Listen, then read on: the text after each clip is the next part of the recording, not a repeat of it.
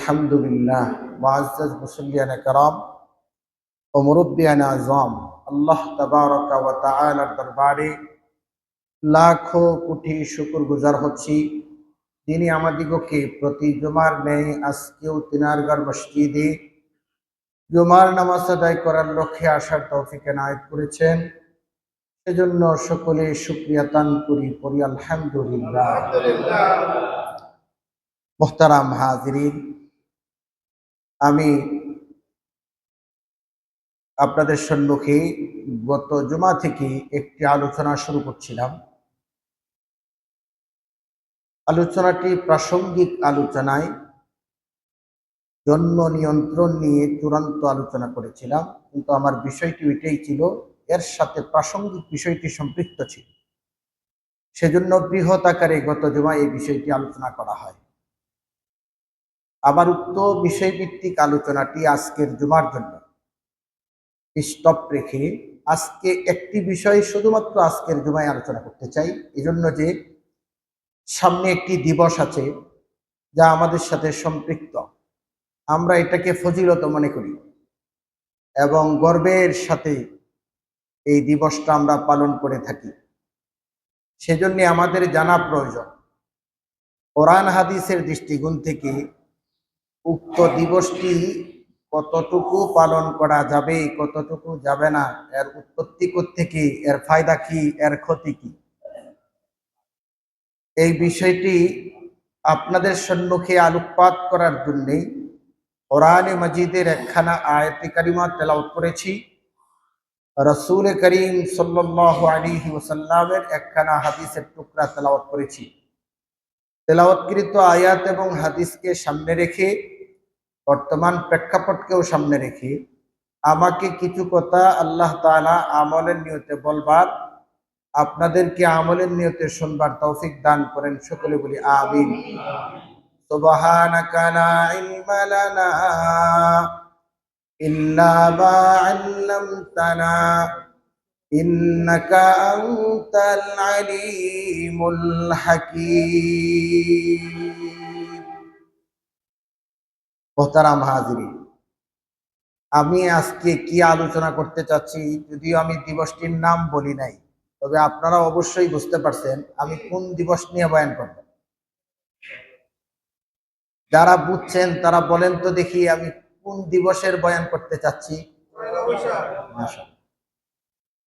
তার মানে আমলের সাথে আমরা কম বেশি জড়িত আছি, কেউ পুরাপুরি, কেউ আংশিক, কেউ না করলেও প্রতিবেশীরা করে, এজন্য জানি। তো মুসলমান এমন কোনো কাজ কখনোই করবে না যার হাকিকত জানবে না। আগে জানতে হবে এটার হাকিকত কি, এটা আমার জন্য কল্যাণ কি বা ক্ষতি কি, করলে ফায়দা কি, না করলে ক্ষতি কি, বা করলেও ক্ষতি আছে কিনা, এটা আমাদের জানা দরকার। এজন্য আমি আপনাদের সামনে আজকের জুমাটাই শুধুমাত্র সংক্ষিপ্ত আকারে এই বিষয়টি আলোকপাত করার জন্য নির্বাচন করেছি। মুহতারাম হাজিরিন, আমাদের দেশের কবি সাহিত্যিক যারা, আধুনিক শিক্ষিত যারা, তাদের কাছে এই দিবসটিকে তারা বলে সর্বজনীনতা।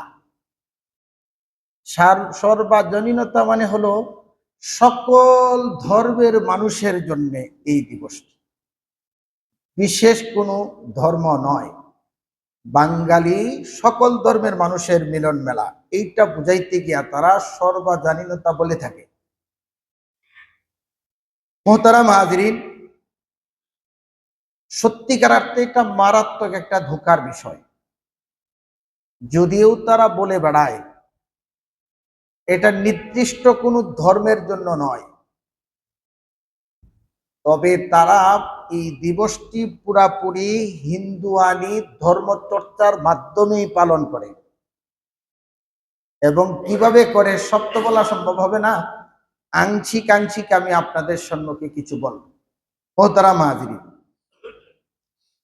প্রথমে দিবসটি সম্পর্কে বুঝার আগে বোঝা দরকার বাংলা বঙ্গাব্দ হিসাবের সূচনা, এটা জানা দরকার। আপনারা জানেন ভারতবর্ষের একজন সম্রাট ছিল, আমরা মুসলমান বলে জানি, সত্যিকার অর্থে সে মুসলমান ছিল না। নাম ছিল সম্রাট আকবর। আপনারা কি নামটা কখনো শুনছেন? মানুষ ইতিহাস রচনায় আছে সে মুসলমান, কিন্তু সত্যিকার অর্থে সে মুসলমান ছিল না। মুসলমান তো ছিলই না, বরং ইহুদি খ্রিস্টানরা ইসলামের যত ক্ষতি ভারতবর্ষে করতে না পারছে, সে তার চাইতে আরো অনেক গুণ বেশি মুসলমানদের ক্ষতি এই ভারতবর্ষে করেছে। তার নাম ছিল সম্রাট আকবর। আপনারা একটু নামটা মুখস্থ রেখেন। তো সম্রাট আকবর যখন তার বাবার মসনদে বসে পৈতৃক সূত্রে, এখন যেমন ভারত খণ্ড বিখণ্ড হওয়ার পরেও হিন্দু সংখ্যাগরিষ্ঠ, তখনও এমনটাই ছিল। হিন্দু সংখ্যাগরিষ্ঠ ছিল, আর সে তার ক্ষমতাকে পাকাপোক্ত করার জন্যে, দীর্ঘ করার জন্যে নিজের ধর্মের কৃষ্টি কালচার ভুলে গিয়ে হিন্দু ধর্মের চর্চাটা নিজের ধর্মের লেভেল লাগাইয়া হালাল করে ফতুয়া দিয়া তারপরে করত। ইনি ছিলেন সম্রাট আকবর। 963 হিজরির দিকে, হিজরি সন, আমরা হিজরি সনের আলোচনা আমি করেছি কিনা, না করে থাকলে সামনে ইনশাল্লাহ আলোচনা হবে। হিজরি সনটা শুরু হয় নবীজি সাল্লাল্লাহু আলাইহি ওয়াসাল্লামের মক্কা থেকে মদিনায় হিজরতের দিন থেকে হিজরি সনের গণনা শুরু হয়, এবং আল্লাহ রাসূল ইন্তেকালের খুব বেশি দিন পরে হিজরি সনটা শুরু হয় না, বরং হযরত ওমর রাদিয়াল্লাহু তাআলা আনহুর খেলাফতকালে হিজরি সনটা হিজরি ক্যালেন্ডার তৈরি হয়। ও তারা মাহাদিরিন, লম্বা কথা। তো সম্রাট আকবরের নেতৃত্বে ফতেহুল্লাহ সিরাজি, উনি এই বাংলা বঙ্গাব্দ ক্যালেন্ডারটি তৈরি করেন, হিসাবটা শুরু করেন। অনেক লম্বা কথা, তবে একটা বিষয় সামনে রেখে তিনি এটা করেন, সনটা শুরু করেন যে যেহেতু ভারতবর্ষের মানুষ খাজনা দিত ফসল দিয়া, ফসল যা উৎপাদন হইতো ওখান থেকে তারা খাজনা দিত, এজন্য তারা এই সাল গণনা করতে গিয়া এমন একটা সময় শুরু এবং শেষ দিয়েছেন যখন ফসল উৎপাদন হয়। তো তারা শুরু করেছে পহেলা বৈশাখ দিয়া, এটা হলো বছরের শুরু, আর শেষ করেছে হলো চৈত্র মাসের শেষ তারিখ দিয়া। এই সময়টাই ফসল উৎপন্ন হয়। পহতারা মাহাদিরিন, এই বিষয়টি সামনে রেখে বাংলা সনের গণনা শুরু হয়। তবে শুরুর দিনটা দেওয়া হয় যেদিন আকবর ক্ষমতায় অধিষ্ঠিত হয়েছে। সনটা ছিল 963 হিজরি। 963 হিজরিতে এই বাদশাহ আকবর ক্ষমতায় বসেছে। ওই সময় থেকে গণনা শুরু করে। তবে আপনারা জানেন বর্তমানে বাঙ্গাব্দ হলো 1432, আর হিজরি আরবি সন হলো 1447। যদিও খুব বেশি দিন আগে এই বাংলা ক্যালেন্ডারের সূচনা না, তবে বয়স তার হিজরি ক্যালেন্ডারের কাছাকাছি, মাত্র ব্যবধান হলো 15 বছরের। হিজরি সন চলে 1447 আর বাংলা চলে 1432। এর বিষয়টা হলো যেদিন থেকে এই গণনা শুরু হয় ওই দিনের তার বয়স ছিল 963 বছর। আপনারা বিষয়টা মনে হয় বুঝেন নাই ভালো করে। মানে সদ্য ভূমিষ্ঠ বাচ্চা, ও জন্মগ্রহণ করার পরেই আর বয়স হলো 963 বছর। এই প্রতারণা দিয়া শুরু হয় বঙ্গাব্দ। যেদিন শুরু হয় সেদিন থেকে তার সাল গণনা করেনি। মোহতারাম হাজরিন, তো এই সম্রাট আকবরের সময় ফতেহুল্লাহ সিরাজি সাহেব এই বাংলা সনের এটা শুরু করেন। তো সম্রাট আকবর কে ছিল এই বিষয়ে আমাদের কিছু জানা দরকার। এটা যেহেতু আমাদের স্কুল কলেজ ইউনিভার্সিটির বইগুলাতে সব ইসলামের ইতিহাসে সম্রাট আকবরের ঘটনা আসলে তাকে মুসলমান বলেই বিন্যস্ত করা হয়েছে। আমাদের সন্তানরা জানে সম্রাট আকবর ভারতবর্ষের একজন রাষ্ট্রপ্রধান ছিলেন, সে মুসলমান ছিল। কিন্তু সত্যিকার অর্থে সে মুসলমান ছিল না, এটা বিকৃত ইতিহাস। মোহতারাম হাজিরিন, সম্রাট আকবরের কথা আলোচনা করলে এরকম 10টা জুমা আমি আলোচনা করতে পারবো। সম্রাট আকবর যে কাফের এবং ইসলাম বিরোধী, তবে এত সময় তো আমার হাতে পাবো না। আমি আজকে তার জিন্দিগি থেকে কেবল 10টা কালেকশন করেছি। 10টা বলতে পারবো কিনা, তবে ছোট করে বলবো। 10টা বিষয় আপনাদের সামনে আসলে আমি আশা করি 2-1টা আসলে আপনারাই ফতোয়া দিবেন সে কাফের। মোহতারাম হাজিরিন, সম্রাট আকবরের অবস্থাটা ছিল,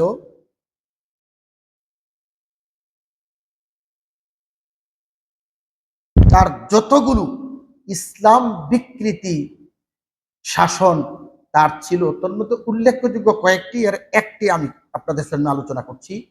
সম্রাট আকবর পৃথিবীতে প্রথম কালিমাকে বিকৃত করে। এর পূর্বে ইসলামের নামে কেউ কালিমা বিক্রি করেনি, ইসলামের নামে করেনি। অমুসলিমরা কি করছে সেটা তাদের বিষয়। মোহতারাম হাজিরিন, সম্রাট আকবরের সময় সেই কালিমা বিকৃত করে তারা কালিমা রচনা করেছিল, লা ইলাহা ইল্লাল্লাহ আকবারু খলিফাতুল্লাহ। নাউজুবিল্লাহ বলে। লা ইলাহা ইল্লাল্লাহ ঠিক আছে, এখানে কালিমার দ্বিতীয় বাক্যটি ছিল মুহাম্মাদুর রাসূলুল্লাহ। এই জায়গায় সম্রাট আকবর তার নিজের নামটা ব্যবহার করেছিলেন, আকবারু খলিফাতুল্লাহ। এবং সেই সময় কিছু চাটুকার মৌলবী ছিল। আপনারা দেখবেন সব সরকারের সময় কিছু সরকারি মৌলবী থাকে, যদিও যখন যারা ক্ষমতায় থাকে তাদের কাছে এই কথাটা শুনতে খারাপ লাগে। এটা তো সরকারি কিছু মৌলবী থাকে, তাদের ফতুয়া কখনোই গ্রহণ করা যাবে না, কারণ তাদের কাজেই হলো সরকারকে তেল মারা, সরকারের কাজকে বৈধ দেওয়া, তার থেকে ফায়দা হাসিল করা। এটার নাম সরকারি মৌলবী। সহজ কথায় তার ব্যাখ্যা। তো সম্রাট আকবরের সময় কিছু সরকারি মৌলবী ছিল, তার পোশাক, ওই মৌলবীগুলো তার পক্ষে ফতুয়া দিয়েছিল যে মুহাম্মদের ইসলাম পরবর্তী 1000 বছর সচল ছিল। 1000 বছর যেহেতু অতিবাহিত হয়েছে, এখন তার ইসলাম লোপ পেয়েছে। সুতরাং এই জন্যই নতুন করে ইসলামকে জাগ্রত করার জন্য সম্রাট আকবর নতুন করে মেহনত শুরু করেছে, ইসলামকে জাগ্রত করবে। মুহাম্মদের ইসলাম লোপ পেয়েছে, নাউজুবিল্লাহ বলেন। এজন্য মুহাম্মদুর রাসূলুল্লাহর স্থলে তারা ব্যবহার করেছিল আকবারু খলিফাতুল্লাহ। আপনারা কি বলবেন? নাউজুবিল্লাহ। মুহতারাম হাজিরিন, এটা ছিল তার একটা কলঙ্ক। কালিমার দ্বিতীয় বাক্যটি বিকৃত করে নিজের নামটা ঢুকায় দেয় সম্রাট আকবর। মুহতারাম হাজিরিন,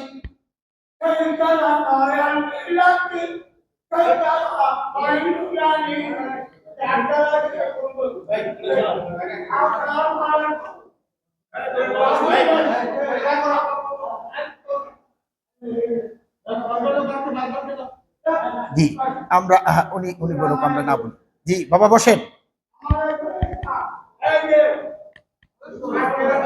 বসেন বসেন, জি বসেন বসেন। দ্বিতীয় নাম্বারে আমরা একটু খেয়াল করি। দ্বিতীয় নাম্বারে আপনাদের কাছে আপনার প্রতিবেশী রাজাবাড়িতে কোনো অমুসলিম যদি ইসলাম ধর্মে ফিরতে চায়, তাহলে নতুন করে কালেমা পড়ে ইসলামে আসতে হয়। কারণ কালেমার অবস্থা হলো 3টা: ইকরার বিল লিসান, তাসদীক বিল জিনান, আমাল বিল আরকান। জবানে স্বীকৃতি দেওয়া লা ইলাহা ইল্লাল্লাহ মুহাম্মাদুর রাসূলুল্লাহ, এবং অন্তর দ্বারা বিশ্বাস করা। আর যা স্বীকৃতি দিলাম এবং বিশ্বাস করলাম তদ অনুযায়ী আমল করা। মুহতারাম হাজিরিন, আকবরের ধর্মে তার একটা ধর্ম ছিল দ্বীনে এলাহি। সম্রাট আকবরের ধর্মের নাম দ্বীনে এলাহি। সাথে সাথে মতবাদও বলা যেতে পারে, তার একটা মতবাদ। তবে মতবাদের সীমা অতিক্রম করে এটা একটি নতুন ধর্মের প্রবর্তন করেছিলেন সম্রাট আকবর। তার ধর্মটার নাম ছিল দ্বীনে এলাহি। বলেন না, কি নাম ছিল? দ্বীনে এলাহি। কি সুন্দর নাম, অনেক সুন্দর নাম। দ্বীন এলাহি এটা ছিল সম্রাট আকবরের নতুন ধর্মের নাম। মোহতারাম হাজিরিন, এই ধর্মে যদি কোনো মুসলমান পদার্পণ করে তাহলে তাকে তওবা করতে হতো এবং নতুন করে এই কালেমা পড়তে হতো, লা ইলাহা ইল্লাল্লাহ আকবরু খলিফাতুল্লাহ করে বলি নাউজুবিল্লাহ। কেন? সে পূর্বে যে কালেমার উপরে ছিল, এই কালেমা মুহাম্মদের বিদায়ের 1000 বছরের ভিতরে তার ইসলাম লোপ পেয়েছে।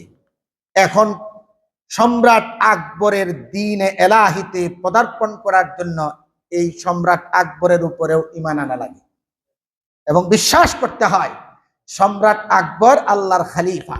বলি নাউজুবিল্লাহ। মুহতারাম হাজিরিন, সম্রাট আকবরের সময় আল্লাহ তাআলার একত্ববাদকে পরিবর্তন করে বিভিন্ন চন্দ্র, সূর্য, নক্ষত্র এগুলোর পূজা শুরু হয়। সে নিজেও সূর্যের পূজক ছিল, চন্দ্রের পূজা করত, শুকুরের পূজা করত, কুকুরের পূজা করত। সূর্যাস্তের সময় সম্রাট আকবর নিজেও পূজায় লিপ্ত হতো। সূর্যোদয়ের সময় সম্রাট আকবর নিজেও সূর্যের পূজা করত। আর সূর্য যখন মাথার উপরে আসতো তখনও সম্রাট আকবর সূর্যের পূজা করত। এই পূজাটা ছিল তার ধর্মের। আমাদের যেমন নামাজ, রোজা, হজ, যাকাত ইত্যাদি ধর্মের বহিঃপ্রকাশ, ইবাদতের মাধ্যমে প্রকাশ করি। আর তার ধর্মটার এই অবস্থাটা ছিল হিন্দু ধর্মের কালচার অনুযায়ী সূর্য, চন্দ্র, নক্ষত্র, কুকুর, শুকুর এগুলার পূজা করা। বলি না নাউজুবিল্লাহ। মুহতারাম হাজিরিন,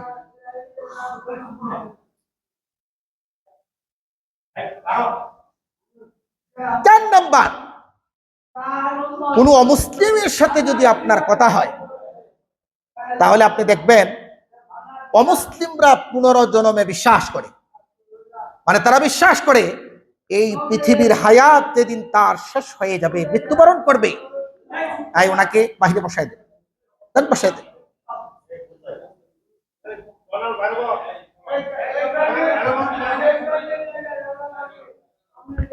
তো তার বিশ্বাস ছিল, হিন্দু ধর্মের একটা বিশ্বাস আছে প্রচলিত, হিন্দুরা যেদিন মারা যাবে পরবর্তীতে তাদেরকে পুনরায় জীবিত করে দুনিয়ায় পাঠাবেন। আপনারা বিশ্বাস করেন কিনা মৃত্যুর পর পুনরায় জীবিত করা হবে? এই কথা আপনারা বিশ্বাস করেন না? না না না, অবশ্যই করেন, করেন। এটা আমাদের আকীদা, এটা আমাদের ঈমান। তবে তাদের সাথে আমাদের পার্থক্য আছে।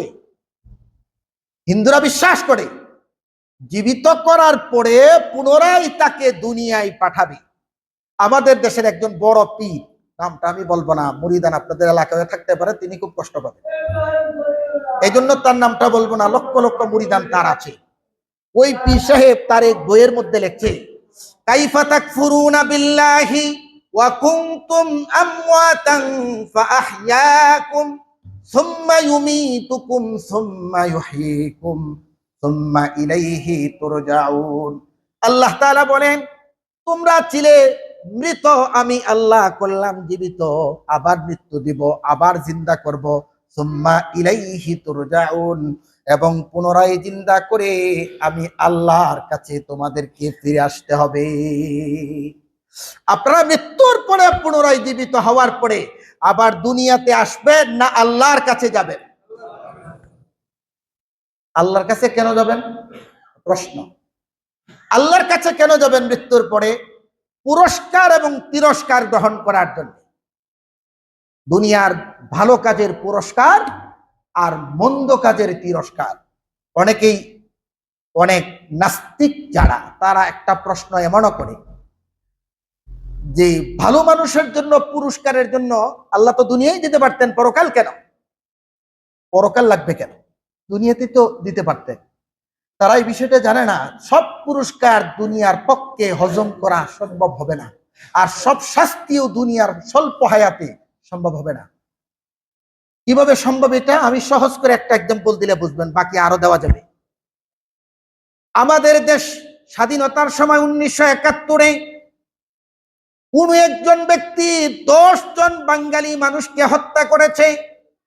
আপনি তাকে যুদ্ধাপরাধী বললেন এবং তাকে ফাঁসি দিলেন, হত্যা করলেন। একজনের জীবনের বিনিময় তার হলো ফাঁসি হলো, আরো তো 9টা বিচার তার বাকি আছে, কথা বলেন ঠিক কিনা? কিন্তু তার জীবন তো একটাই, 10 জনকে হত্যা করেছে, একজনের বিচার হয়েছে, প্রাণের বদল প্রাণ, জানের বদল জান। কিন্তু আরো 9টা জীবন তার বাকি আছে, এই জীবন তার স্বল্প হায়াতে নাই। এই জন্য তার এই মারাত্মক অন্যায়ের শাস্তি ভোগ করার জন্য দীর্ঘ হায়াতের প্রয়োজন। তার দুনিয়ায় নাই, পরকালে তার লম্বা হায়াত আছে, কথা বলেন ঠিক কিনা?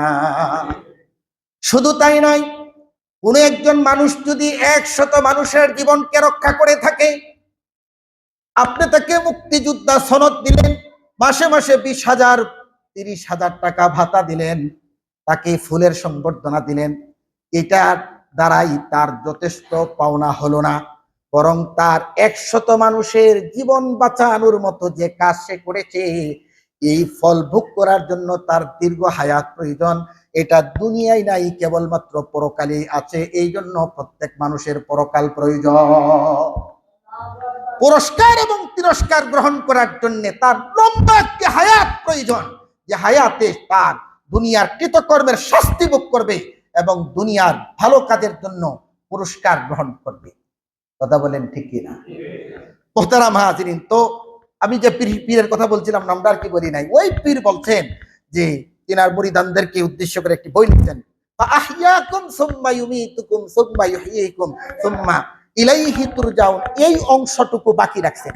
বাকি রেখে তিনি বলছেন যে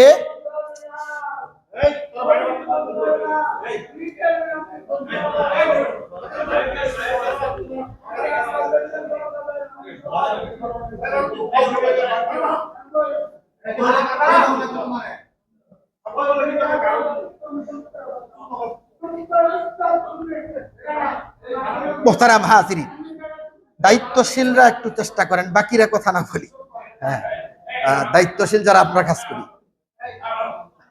জি মোহতারাম হাজিরিন, আমি যার কথা বলছিলাম, তিনি তার মুরিদানদেরকে উদ্দেশ্য করে একটি বই লিখেছেন, যেখানে লিখছেন ফাআহইয়াকুম সুম্মা ইউমীতুকুম সুম্মা ইউহয়িকুম, যে তোমাদেরকে মৃত থেকে জীবিত করা হয়েছে, আবার মৃত্যু দিবে, আবার জিন্দা করে তোমাদেরকে দুনিয়ায় পাঠাবে।